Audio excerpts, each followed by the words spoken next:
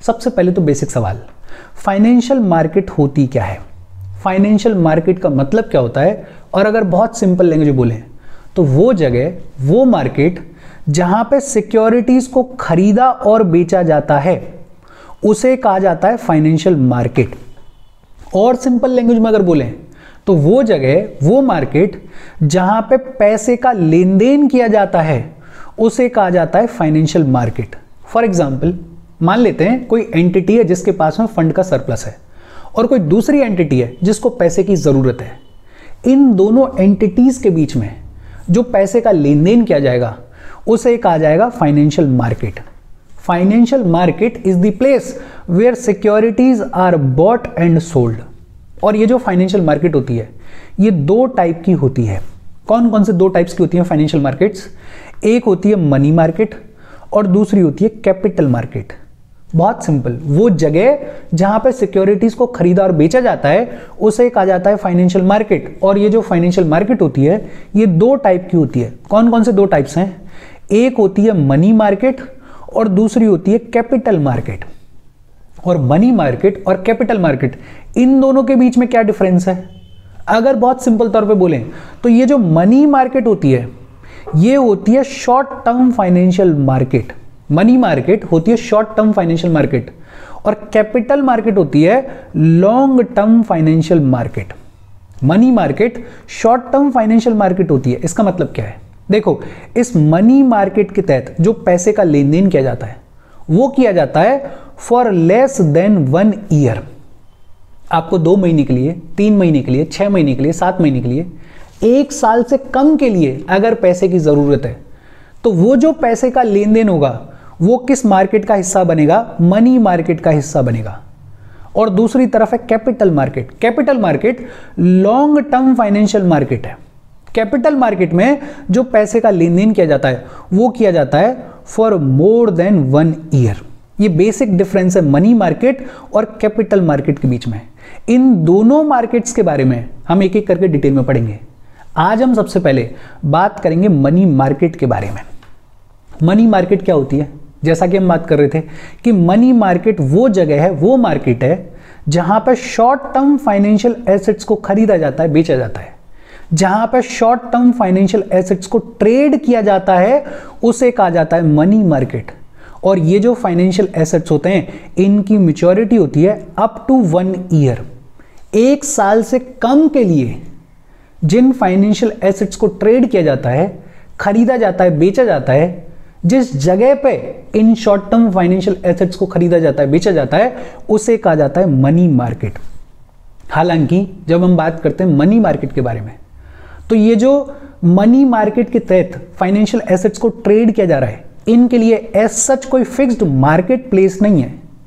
ये जो 1 साल से कम वाले ट्रांजैक्शंस हैं, जो पैसे का लेन देन है, वो transactions over the phone calls भी हो जाते हैं। कोई as such fixed market place नहीं है। फॉर एग्जांपल, वही सेम एंटिटी जिसके पास में फंड का सरप्लस है और कोई दूसरी एंटिटी जिसके पास में फंड की कमी है, अब इन दोनों के बीच में जो पैसे का लेन देन होगा वो ओवर दी फोन कॉल भी हो जाएगा।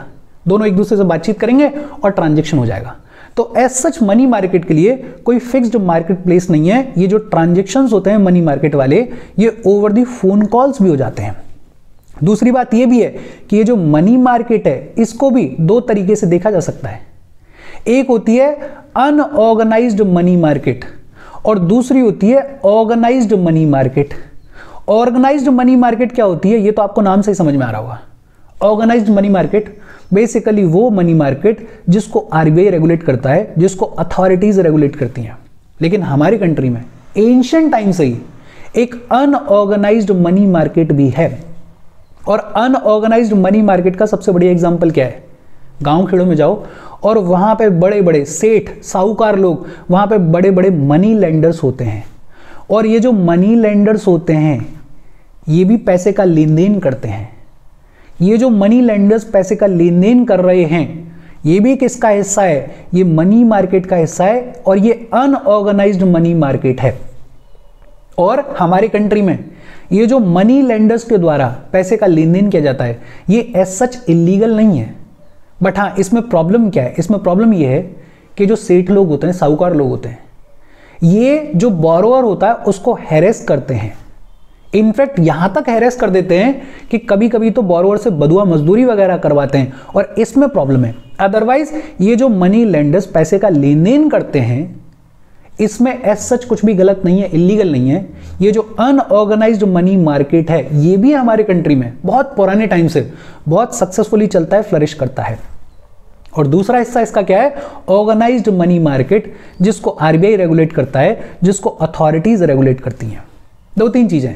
मनी मार्केट वो जगह है, वो मार्केट है जहां पर शॉर्ट टर्म फाइनेंशियल एसेट्स को ट्रेड किया जाता है। ऐसे फाइनेंशियल एसेट्स को ट्रेड किया जाता है जिनकी मैच्योरिटी होती है less than 1 year.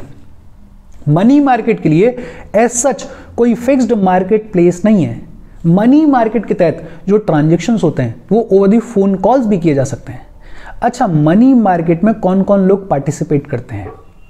RBI participate करता है, बैंक्स पार्टिसिपेट करते हैं, एनबीएफसीज पार्टिसिपेट करते हैं, इंश्योरेंस कंपनीज वगैरह पार्टिसिपेट करते हैं, म्यूचुअल फंड्स वगैरह पार्टिसिपेट करते हैं। म्यूचुअल फंड्स की जो कंपनीज होती हैं, अदर फाइनेंशियल इंस्टीट्यूशंस भी पार्टिसिपेट करते हैं, जिसको जब पैसे की जरूरत होती है तो वो इस मनी मार्केट में पैसा उठाने के लिए आते हैं, और जिसके पास में सरप्लस होता है वो पैसे को देता है। अच्छा, मनी मार्केट से रिलेटेड कुछ टर्म्स हैं, जैसे एक टर्म आपने सुना होगा कॉल मनी। कॉल मनी का मतलब क्या होता है? जब एक दिन के लिए पैसे को लेंड किया जाए या बोरो किया जाए, जब एक दिन के लिए पैसे का लेन देन हो तो उसको बुलाया जाता है कॉल मनी, कि भैया immediately on call money available है। एक दिन के लिए जब पैसे का लेन देन हो तो उसे कहा जाता है कॉल मनी। दूसरा होता है नोटिस मनी। जब 2 से 14 दिन तक के लिए पैसे का लेन देन हो तो उसे कहा जाता है नोटिस मनी। देखो नाम से ही क्लियर है, कॉल मनी मतलब कि भैया इमीडिएटली ऑन कॉल पैसा अवेलेबल है, इन द सेंस कि एक दिन के लिए जब पैसे का लेन देन किया जाए तो उसे कहा जाता है कॉल मनी। 2 से 14 दिन तक के लिए जब पैसे का लेन देन किया जाए तो उसे कहा जाता है नोटिस मनी। और ये टर्म्स काम आते हैं, इनको ध्यान में रखना। फिर तीसरा है टर्म मनी। जब 15 दिन से ज्यादा और 1 साल तक के लिए अगर पैसे का लेन देन हो रहा है तो उसे कहा जाता है टर्म मनी। एक दिन के लिए पैसे का लेन देन, उसे क्या कह रहे हैं? Call money. 2 से 14 दिन तक के लिए पैसे का लेन देन, उसे क्या कह रहे हैं? Notice money. और 15 दिन से 1 साल तक के लिए जो पैसे का लेन देन है उसे क्या कह रहे हैं? टर्म मनी कह रहे हैं। फिर एक टर्म और है yield to maturity, YTM। Yield to maturity का मतलब क्या है? The expected rate of return on existing securities purchased from the market. आपने कोई सिक्योरिटी मार्केट से खरीद ली, उस सिक्योरिटी पे कितना एक्सपेक्टेड रेट ऑफ रिटर्न आपको मिलने वाला है, उसको बोलते हैं यील्ड टू मैच्योरिटी। फिर एक टर्म और है कूपन रेट, और पिछले 2-3 महीने में न्यूज में आपने खूब सुना होगा कूपन रेट। कूपन रेट का मतलब क्या है? Specified interest rate on a fixed maturity security. आपने कोई सिक्योरिटी खरीदी और वो फिक्स्ड मैच्योरिटी वाली सिक्योरिटी थी, मतलब मान लेते हैं 1 साल के लिए थी या मान लेते हैं 6 महीने के लिए थी, तो ऐसे फिक्स्ड मैच्योरिटी सिक्योरिटी के ऊपर आपको कितना इंटरेस्ट रेट मिल रहा है उसको कहा जाता है कूपन रेट। देखो दोनों में फर्क है। जब यील्ड टू मैच्योरिटी की बात करते हैं तो कहते हैं कि जब आपने कोई सिक्योरिटी खरीदी उस पर आप कितना रेट ऑफ रिटर्न एक्सपेक्ट कर रहे हो, उसे कहते हैं yield to maturity.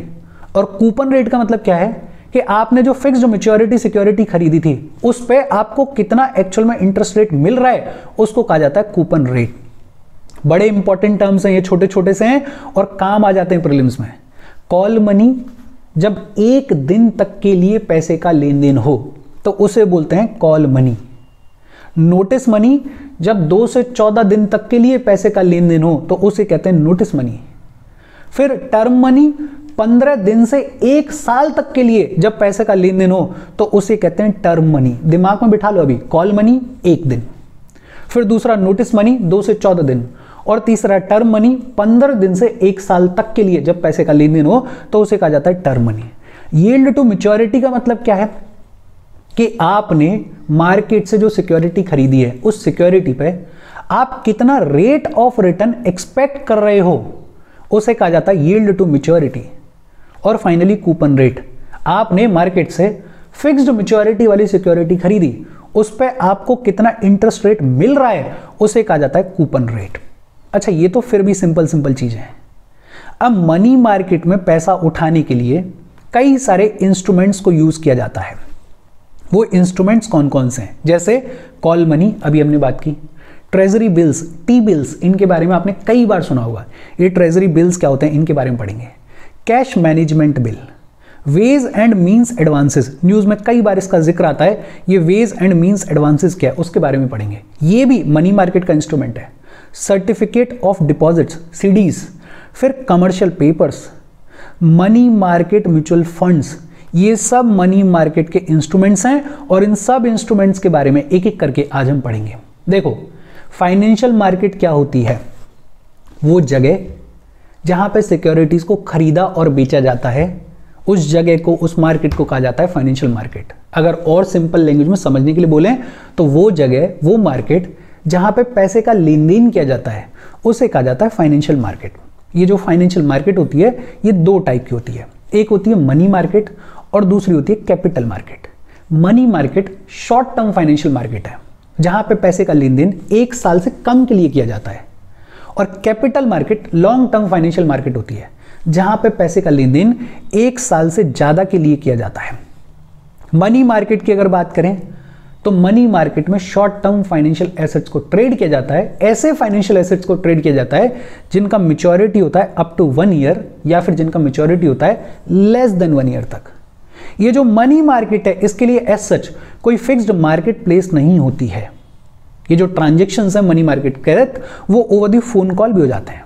Money market के पार्टिसिपेंट्स कौन कौन है? आरबीआई है, बैंक्स हैं, एनबीएफसीज हैं, इंश्योरेंस कंपनीज हैं, म्यूचुअल फंड कंपनीज हैं, और जितने भी अदर फाइनेंशियल इंस्टीट्यूशंस हैं वो भी हैं। तो ये सब पार्टिसिपेंट्स हैं इसके, और यहाँ पे एक्सेट्रा लगा हुआ है, मतलब यहाँ पे खत्म नहीं हो रही है लिस्ट, और भी पार्टिसिपेंट्स हैं, लेकिन अपने को पीएचडी नहीं करनी है, मोटा मोटा याद रखना है। अच्छा, मनी मार्केट से रिलेटेड कुछ टर्म्स हैं जो कि अपने आप में बेहद इंपॉर्टेंट है। कॉल मनी, 1 दिन के लिए अगर पैसे का लेन देन किया जा रहा है तो उसे बुलाया जाता है कॉल मनी। नोटिस मनी, 2 से 14 दिन के लिए अगर पैसे का लेन देन किया जा रहा है तो उसे कहा जाता है नोटिस मनी। टर्म मनी, अगर 15 दिन से 1 साल तक के लिए अगर पैसे का लेन देन किया जा रहा है तो उसे कहा जाता है term money. Yield to maturity का मतलब क्या होता है? आपने मार्केट से कोई सिक्योरिटी खरीदी, उस सिक्योरिटी के ऊपर आप कितना रेट ऑफ रिटर्न एक्सपेक्ट कर रहे हो, उसे कहा जाता है यील्ड टू मैच्योरिटी। और फिर कूपन रेट, आपने मार्केट से कोई फिक्स्ड मैच्योरिटी वाली सिक्योरिटी खरीदी, उस पे आपको कितना इंटरेस्ट रेट मिल रहा है, उसे कहा जाता है कूपन रेट। फिर मनी मार्केट के कई सारे इंस्ट्रूमेंट्स हैं, इन सभी इंस्ट्रूमेंट्स के बारे में एक एक करके अभी हम पढ़ेंगे। हम आगे बढ़ें उससे पहले वीडियो पे लाइक के बटन को दबा दो। लाइक दबाना ज़रूरी है, बिकॉज यूट्यूब ऐसे ही फंक्शन करता है।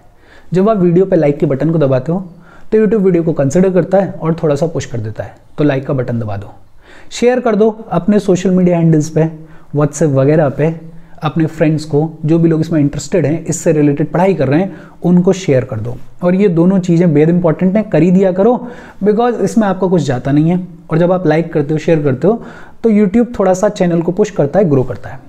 और अगर चैनल को सब्सक्राइब नहीं किया है तो सब्सक्राइब कर लो।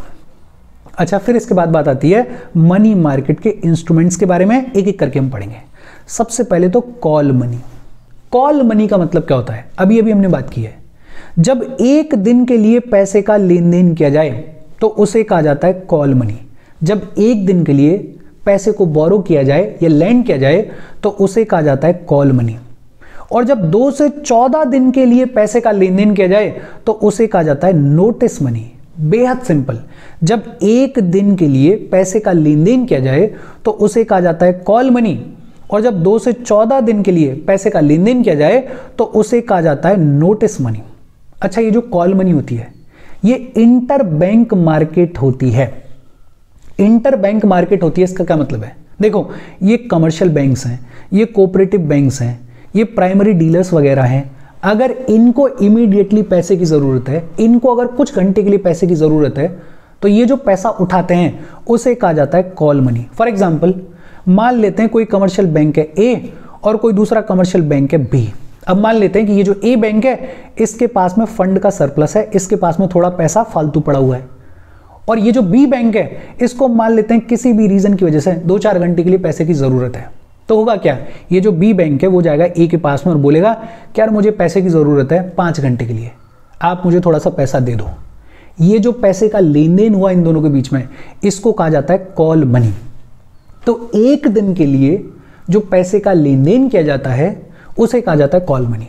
अब सोच के देखो, इमीडिएटली आपको पैसे की ज़रूरत पड़ रही है और सामने से कोई इमीडिएटली ऑन कॉल आपको पैसा प्रोवाइड कर रहा है, तो जो इंटरेस्ट रेट चार्ज किया जाएगा वो थोड़ा ज़्यादा चार्ज किया जाएगा या कम चार्ज किया जाएगा। बट ऑब्वियस सी बात है कि थोड़ा सा ज़्यादा इंटरेस्ट रेट चार्ज किया जाएगा। तो कॉल मनी में जो इंटरेस्ट रेट होता है वो इन जनरल रिलेटिवली थोड़ा ज़्यादा होता है। और कॉल मनी के तहत ये जो इंटरेस्ट रेट है वो बहुत इजीली फ्लक्चुएट करता है। इनफैक्ट आवरली बेसिस पे चेंज होता है, डिपेंड करता है कि डिमांड कितनी है और सप्लाई कितनी है। डिमांड और सप्लाई के बेसिस पे ये जो कॉल मनी के तहत इंटरेस्ट रेट होता है वो इंटरेस्ट रेट बहुत इजीली फ्लक्चुएट होता है, बहुत इजीली चेंज होता है। देखो सिंपल, अभी हमने बात की थी कॉल मनी बेसिकली क्या है। जब एक दिन के लिए, कुछ घंटों के लिए पैसे का लेन देन किया जाए तो उसे कहा जाता है कॉल मनी। और जब 2 से 14 दिन तक के लिए पैसे का लेन देन किया जाए तो उसे कहा जाता है नोटिस मनी। अच्छा, फिर इसके बाद बात आती है ट्रेजरी बिल्स के बारे में, टी बिल्स के बारे में।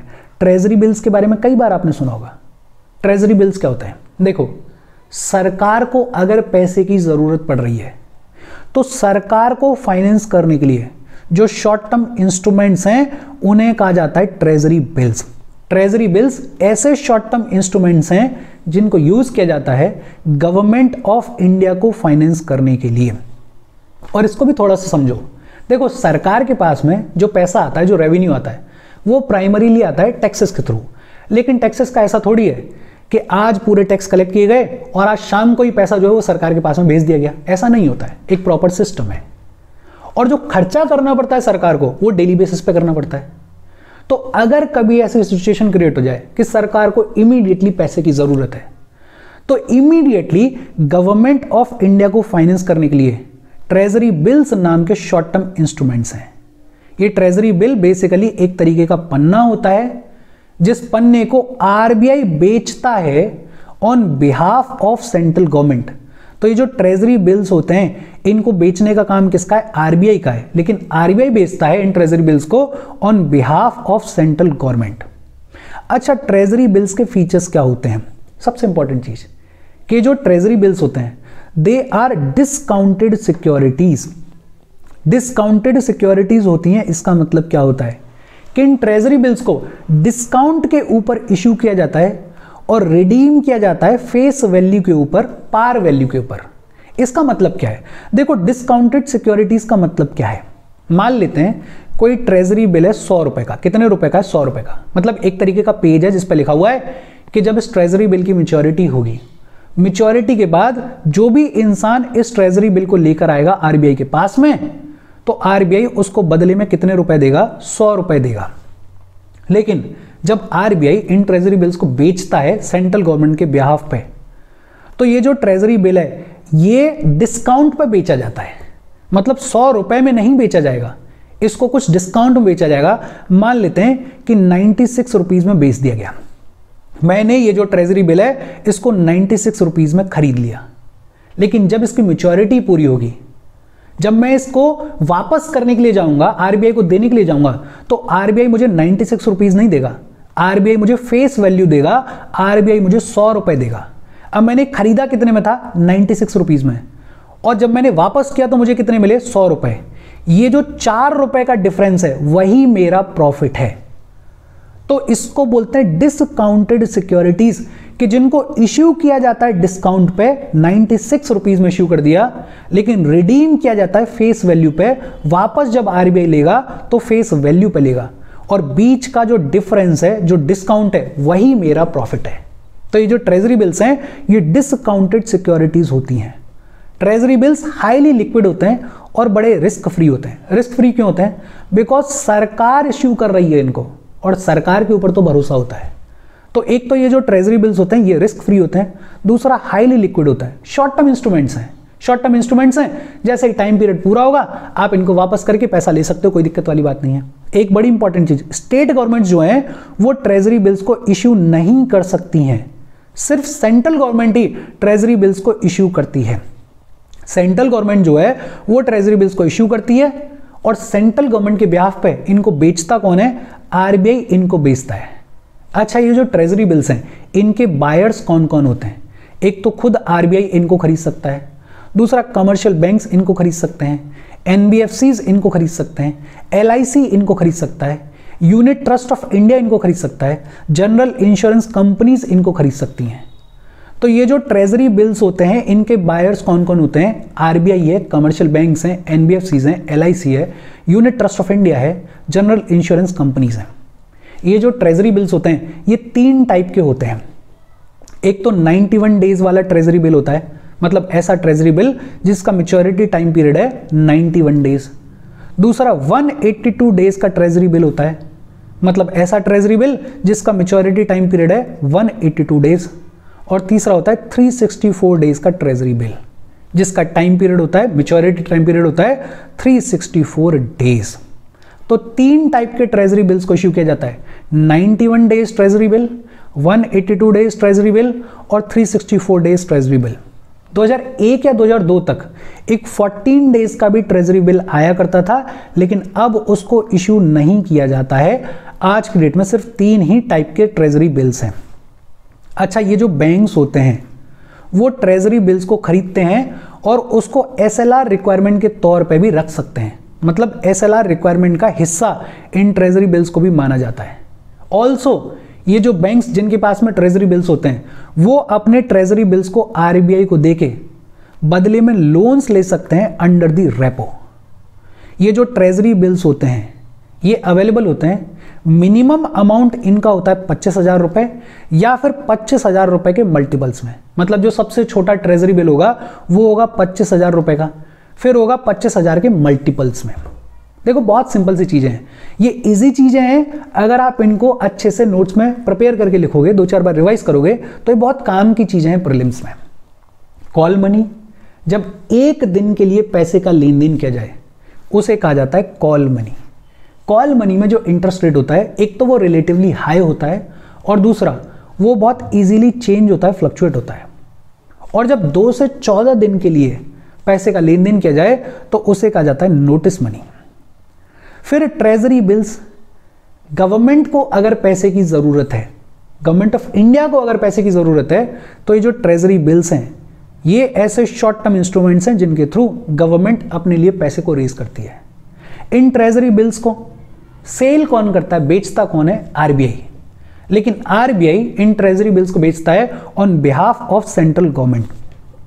ट्रेजरी बिल्स जो हैं वो डिसकाउंटेड सिक्योरिटीज हैं। एक पेज लो उसमें लिखते जाओ कि जो ट्रेजरी बिल्स हैं ये सब शॉर्ट टर्म फाइनेंशियल इंस्ट्रूमेंट्स हैं जिनके थ्रू सरकार अपने लिए पैसा रेज करती है।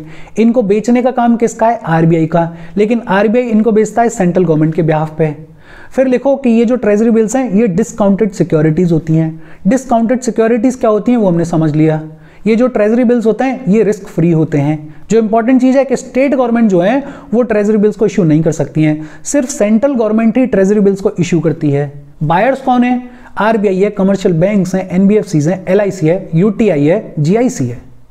ट्रेजरी बिल्स जो हैं वो 3 टाइप्स के होते हैं। कौन कौन से 3 टाइप्स हैं? 91 डे ट्रेजरी बिल, फिर 182 डे ट्रेजरी बिल, फिर 364 day treasury bill.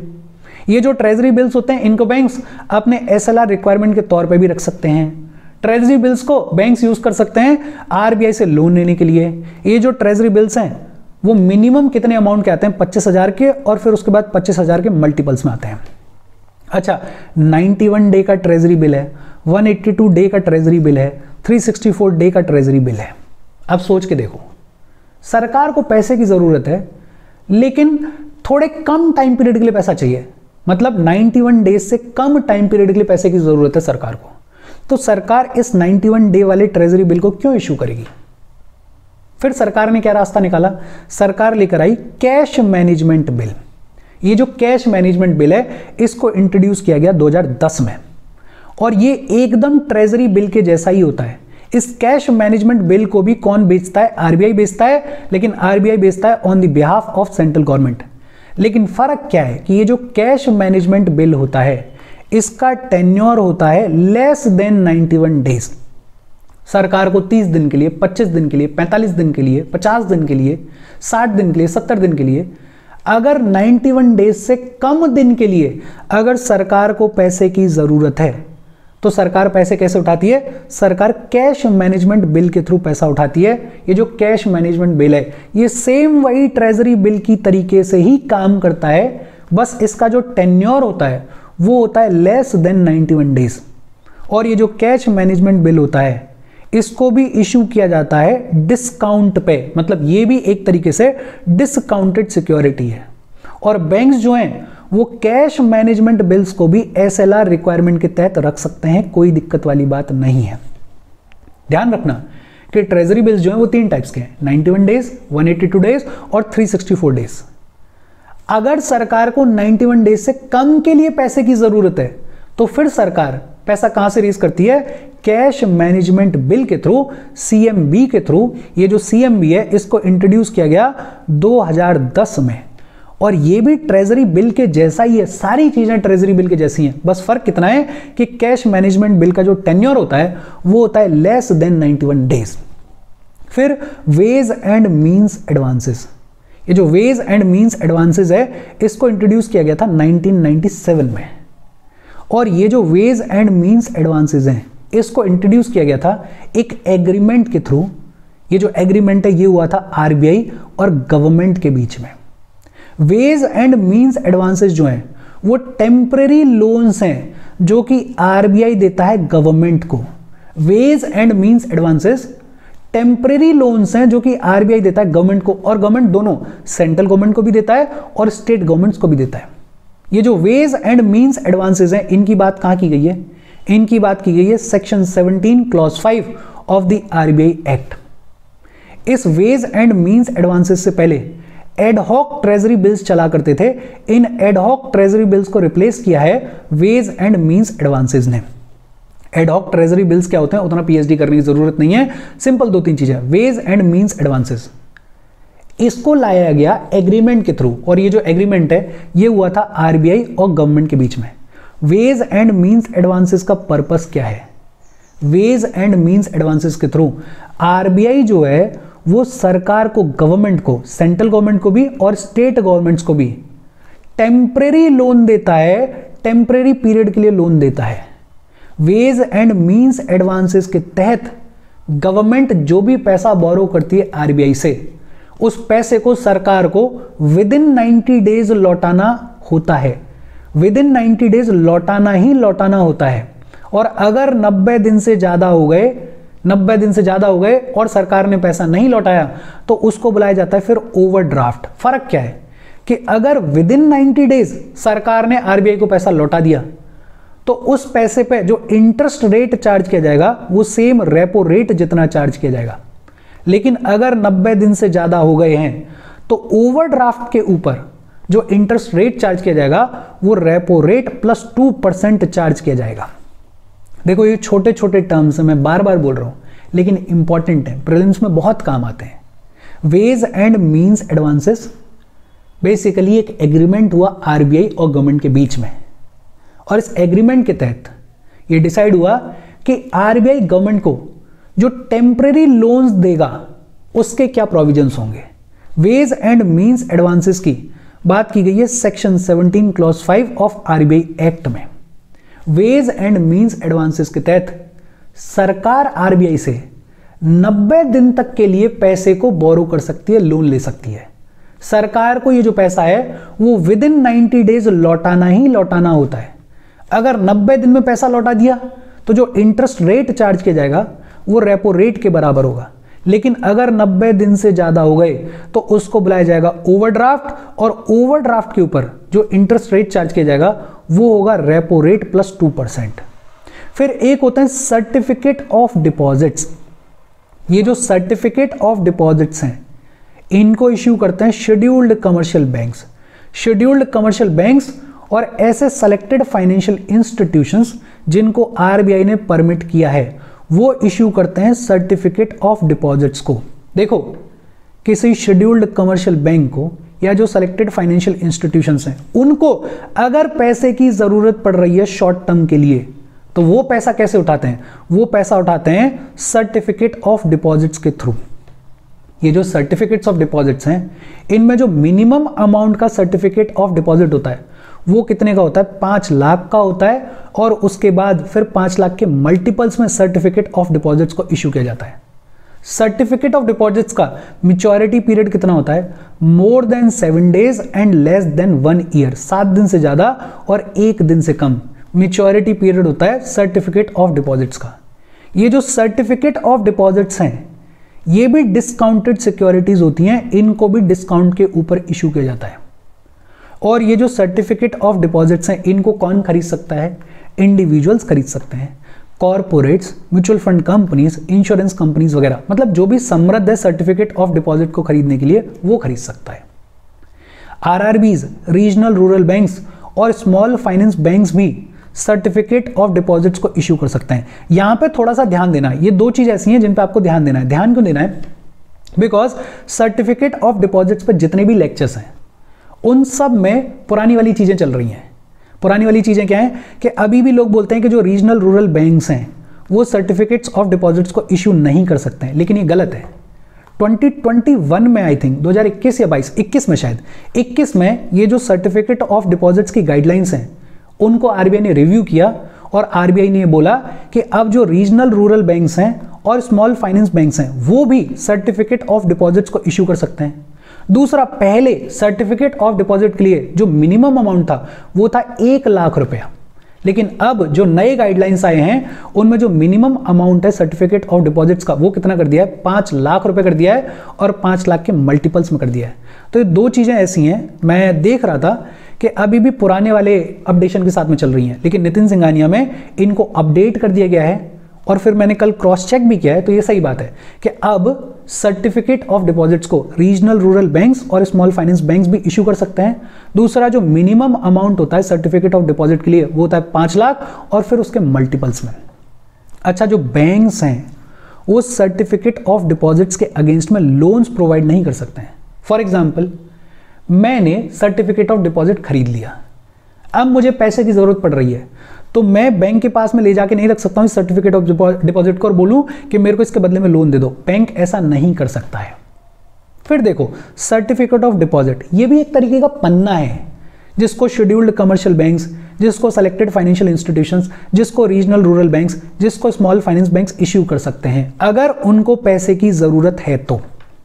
Certificate of deposit का मिनिमम अमाउंट कितना होगा? 5 लाख, या 5 लाख के मल्टीपल्स में। मैच्योरिटी पीरियड कितना होगा? 7 दिन से ज्यादा और 1 साल से कम। ये भी डिस्काउंट पे ही इश्यू किए जाते हैं। कौन कौन खरीद सकता है इन सर्टिफिकेट ऑफ डिपॉजिट्स को? Individuals, corporates, mutual fund companies, insurance companies, basically जिनके पास में भी पैसा है। और बैंक्स जो हैं वो इन सर्टिफिकेट ऑफ डिपॉजिट्स के अगेंस्ट में लोन्स नहीं दे सकते हैं। फिर एक होता है कमर्शियल पेपर। कमर्शियल पेपर के बारे में हम बात करें, एक बार फिर से रिवाइज कर लेते हैं बिकॉज ये इंपॉर्टेंट है। कॉल मनी क्या है? 1 दिन के लिए अगर पैसे का लेन देन किया जा रहा है तो उसे कहा जाता है कॉल मनी। 2 से 14 दिन के लिए अगर पैसे का लेन देन किया जा रहा है तो उसे कहा जाता है नोटिस मनी। ट्रेजरी बिल्स क्या हैं? ये ऐसे शॉर्ट टर्म इंस्ट्रूमेंट्स हैं जिनके थ्रू सरकार, गवर्नमेंट ऑफ इंडिया, अपने लिए पैसे को रेज करती है। ये जो ट्रेजरी बिल्स हैं इनको बेचता कौन है? आरबीआई बेचता है, लेकिन आरबीआई बेचता है on behalf of central government. ये जो ट्रेजरी बिल्स होते हैं ये डिस्काउंटेड सिक्योरिटीज होते हैं। डिस्काउंटेड सिक्योरिटीज क्या होती हैं हमने बात कर ली है। इंपॉर्टेंट चीज, स्टेट गवर्नमेंट जो है वो ट्रेजरी बिल्स को इश्यू नहीं कर सकती है, सेंट्रल गवर्नमेंट ही इश्यू कर सकती है ट्रेजरी बिल्स को, और सेंट्रल गवर्नमेंट के बिहाफ पे आरबीआई उनको बेचता है। 3 टाइप के ट्रेजरी बिल्स होते हैं, 91 डेज, 182 डेज और 364 डेज। ये जो ट्रेजरी बिल्स होते हैं इनको बैंक्स अपने एसएलआर रिक्वायरमेंट के तौर पर भी रख सकते हैं, और इनको बैंक्स यूज कर सकते हैं आरबीआई से लोन लेने के लिए। ट्रेजरी बिल्स का जो मिनिमम अमाउंट होता है वो कितना होता है? 25,000। अच्छा, अगर सरकार को 91 डेज से कम के लिए पैसे की जरूरत है तो उसके लिए सरकार के पास में कौन सा इंस्ट्रूमेंट है? Cash management bill. Cash management bill कब इंट्रोड्यूस किया गया? 2010 में। हर तरीके से ये ट्रेजरी बिल है, बस फर्क कितना है कि इसका जो टेन्योर होता है वो होता है लेस देन 91 डेज। फिर हमने बात की वेज एंड मींस एडवांसेस के बारे में। एक एग्रीमेंट साइन हुआ आरबीआई और गवर्नमेंट के बीच में, और इस वेज एंड मींस एडवांसेस के तहत आरबीआई सरकार को, और सरकार मतलब दोनों सरकार, सेंट्रल गवर्नमेंट भी और स्टेट गवर्नमेंट्स भी, उनको टेम्परेरी लोन्स देता है, 90 दिन तक के लिए लोन देता है। अगर सरकार 90 दिन में पैसे को लौटा देगी तो जो इंटरेस्ट रेट है वो नॉर्मल होगा, रेपो रेट होगा। और अगर 90 दिन से ज्यादा हो गए तो उसको बुलाया जाएगा ओवरड्राफ्ट, और ओवरड्राफ्ट की कंडीशन में जो इंटरेस्ट रेट होगा वो होगा रेपो रेट प्लस 2%। फिर certificate of deposits, scheduled commercial banks, selected financial institutions, regional rural banks, small finance banks, अगर इनको शॉर्ट टर्म के लिए पैसे की जरूरत है तो ये इश्यू करते हैं certificate of deposit. Certificate of deposit का मिनिमम अमाउंट कितना होता है? 5 लाख रुपए, मैच्योरिटी पीरियड 7 दिन से ज्यादा और 1 साल से कम। इनको भी डिस्काउंट के ऊपर इश्यू किया जाता है, और बैंक जो है वो सर्टिफिकेट ऑफ डिपॉजिट्स के अगेंस्ट में लोन्स को इश्यू नहीं कर सकते हैं। लिखते चलना अपने नोट्स में इन छोटी छोटी चीजों को। फिर इसके बाद कमर्शियल पेपर्स, ये जो कमर्शियल पेपर्स हैं इनको इंट्रोड्यूस किया गया 1990 में। कब इंट्रोड्यूस किया गया? 1990 में। और ये जो कमर्शियल पेपर्स हैं ये भी शॉर्ट टर्म मनी मार्केट के इंस्ट्रूमेंट्स हैं। बेसिकली अगर कंपनीज को, कॉर्पोरेट हाउस को या प्राइमरी डीलर्स को या किसी भी फाइनेंशियल इंस्टीट्यूशन को पैसे की जरूरत है तो वो इश्यू कर सकते हैं कमर्शियल पेपर्स को। ये जो कमर्शियल पेपर्स हैं ये अनसिक्योर्ड प्रॉमिसरी नोट है। प्रॉमिसरी नोट का मतलब कि एक तरीके का पन्ना है जिस पर लिखा हुआ है कि आज मैं आपसे पैसा ले रहा हूं, लेकिन जब टाइम पीरियड पूरा हो जाएगा तो इस पैसे को मैं आपको लौटा दूंगा।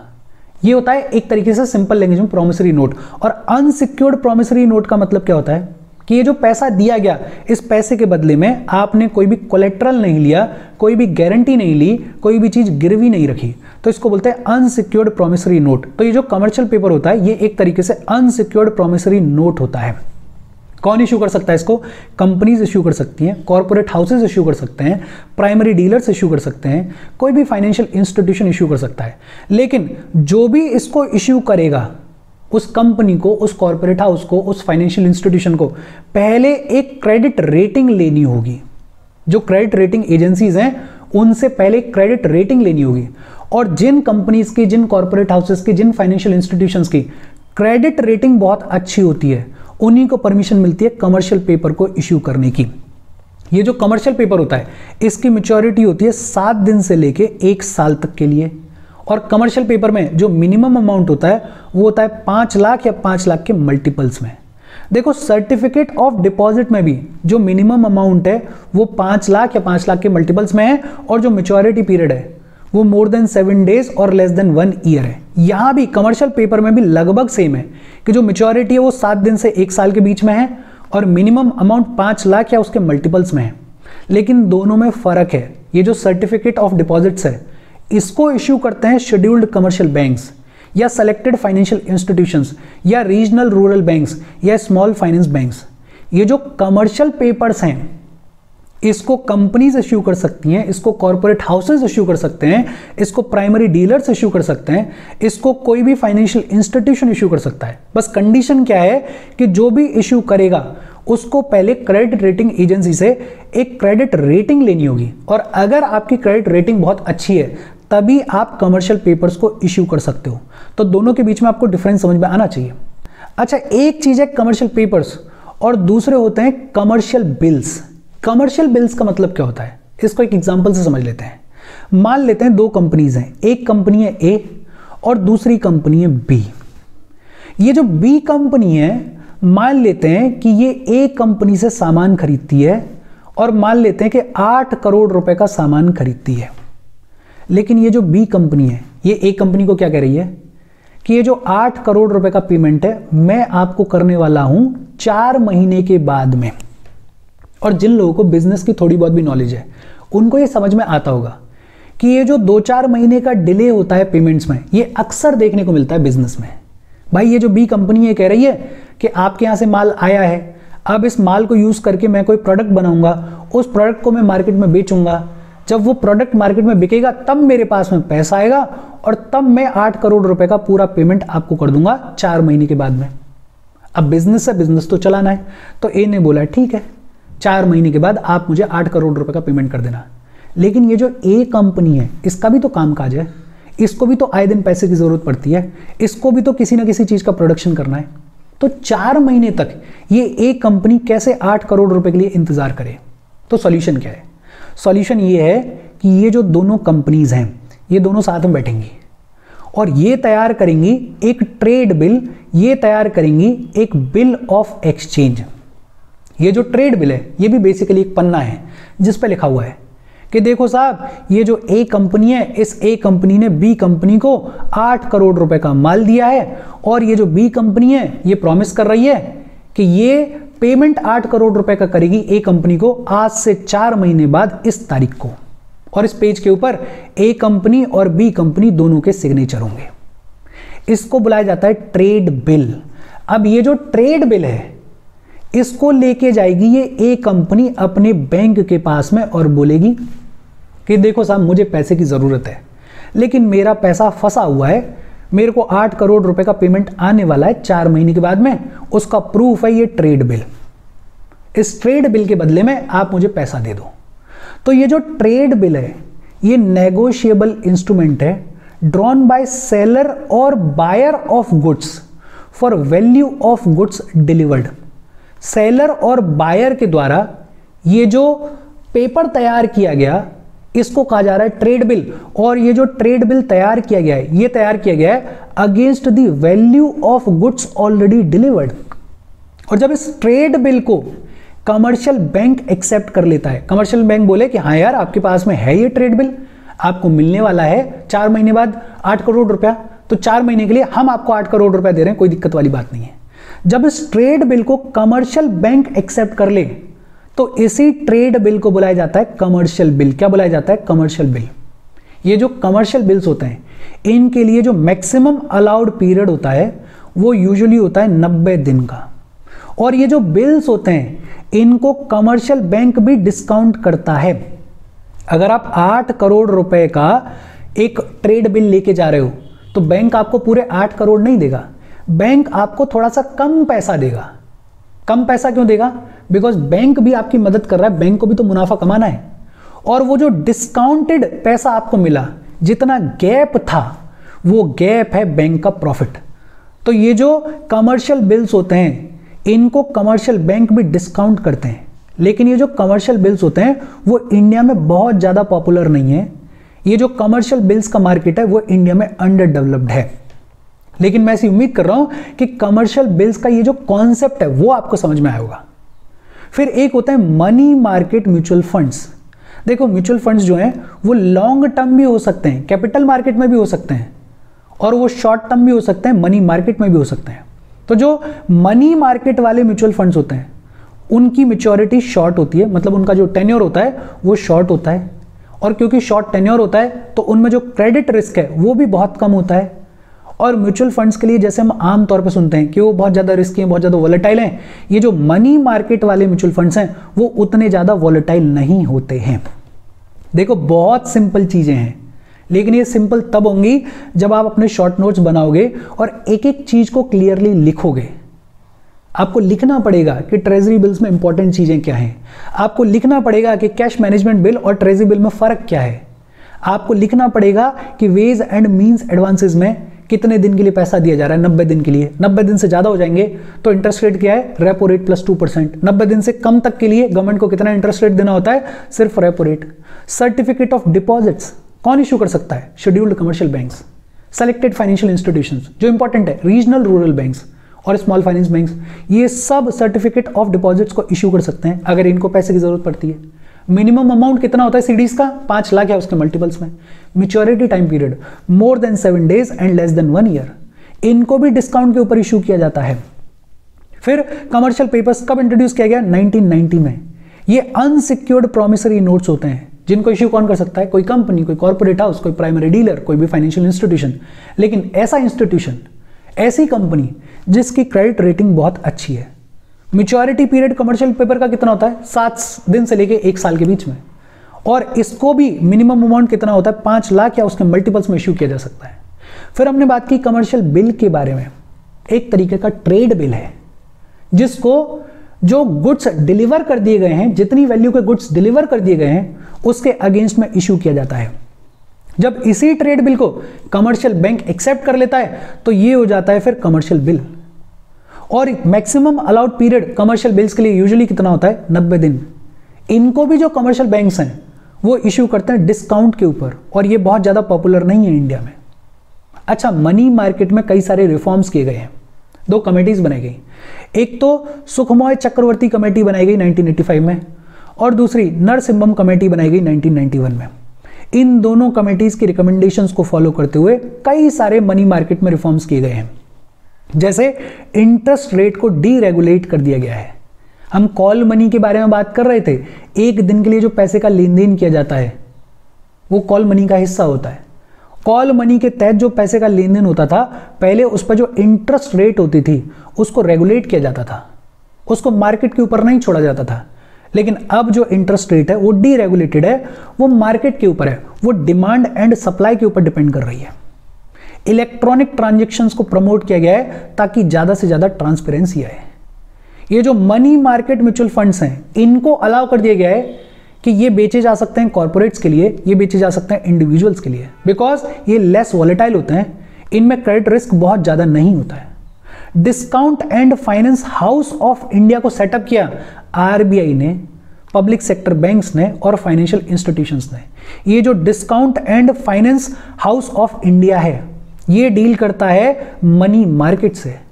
लिक्विडिटी एडजस्टमेंट फैसिलिटी को, एलएफ को, लिक्विडिटी एडजस्टमेंट फैसिलिटी के बारे में ऑलरेडी हमने पढ़ा हुआ है, इसको भी इंट्रोड्यूस किया गया और इसको यूज किया जाता है मनी सप्लाई को कंट्रोल करने के लिए। तो ऐसे बहुत सारे रिफॉर्म्स किए गए हैं मनी मार्केट में। इंपॉर्टेंट क्या है, मनी मार्केट के ये जितने भी इंस्ट्रूमेंट्स हैं, इन इंस्ट्रूमेंट्स को थोड़ा ढंग से पढ़ना। मैं बार बार ये बोल रहा हूं कि आपको बहुत अच्छे से नोट्स बनाने होंगे। एक बार नोट्स बना लो और साइड में थोड़ी जगह छोड़ते चलना, ताकि अगर कभी कोई अपडेशन हो तो उस अपडेशन को आप वहीं के वहीं लिख सको। 2-4 बार इसको रिवाइज करो, काम आएगा ये प्रीलिम्स में। कोई डाउट हो कमेंट करके पूछ लेना। Thank you very much.